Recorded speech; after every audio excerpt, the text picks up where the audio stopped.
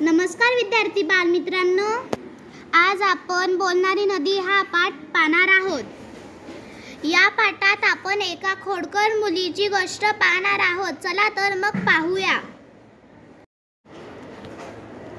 एक होती मुलगी, तिचे नाव लीला। होती ती चौथीत अन होती भारी खोडकर।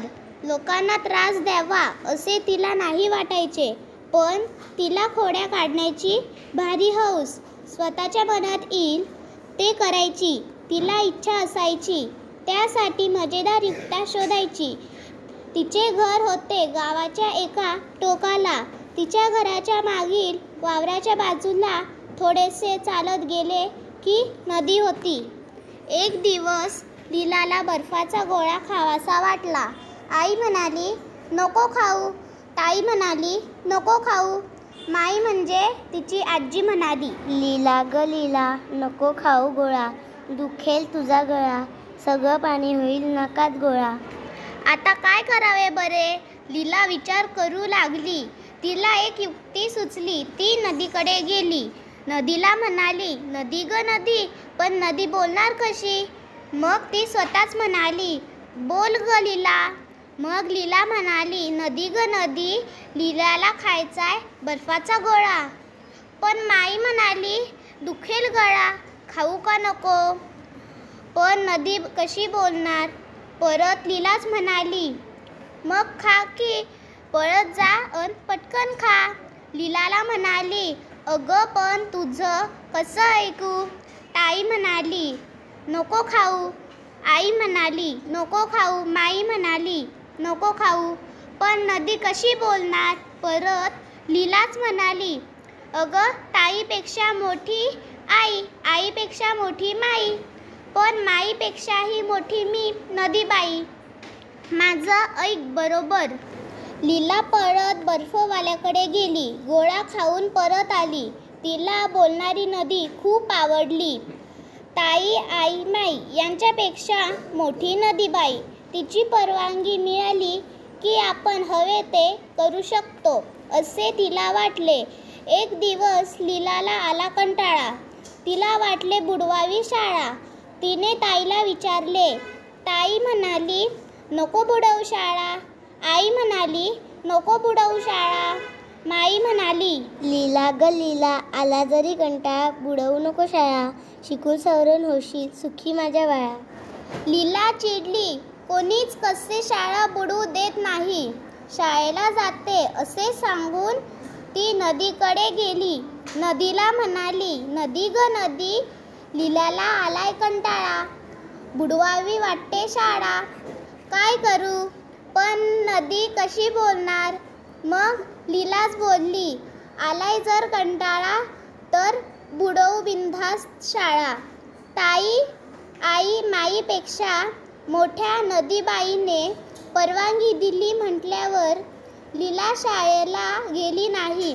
दिवसभर नदीकाठी वावरात खेळत राहिली। संध्याकाळी घरी आली। तिची ताई तिच्याच शाळेत 7वीत शिकत होती। लीलाने शाळा बुडवायचे तिला कळले होते। तिने आई अन माईला पण सांगितले होते। त्या तिघींनी लीलाशी बोलणारी नदी पण माहीत झाली होती। त्या तिघींनी लीलाची गंमत करायचे ठरवले। तिला शाळा बुडवल्याबद्दल कोणीच काही बोलले नाही। काही दिवसांनी आला भोला। भोला म्हणजे लीलाचा मामा। भोला मामा नेहमी खाऊ घेऊन यायचा। त्या दिवशी नेमकी लीला शाळेत निघाली तेव्हा तिचा मामा आला। लीलाला खूप आनंद झाला। काय खाऊ म्हणाला? काय खाऊ आणलायस? तिने विचारले। भोला मामा म्हणाला, लीला ग लीला, माझ्या लाडक्या बाळा, खाऊ म्हणून आणलेत बदामी पेढे 16। 16 पेढे, ते पण बदामी? लीला एकदम खुश झाली। पण शाळेला जायला उशीर होत होता म्हणून ती पळाली। संध्याकाळी आल्याबरोबर मी पेढे खाणार, लीला ओरडतच गेली। शाळेत दिवसभर तिच्या डोळ्यांसमोर पेढे नाचत होते। पेढे कुठे आहेत? लीलाने आल्याबरोबर विचारले.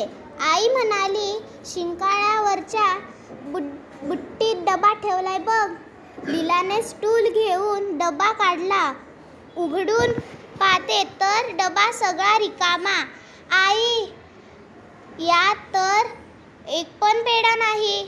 लीला ओरडली. लीलाचे ओरडणे ऐकून आईला नवल वाटले. आई म्हणाली, अगं असं कसं होईल? तिने ताईला हाक मारली. नीला, ए नीला, काय ग आई? नीला परसातून पळत आली.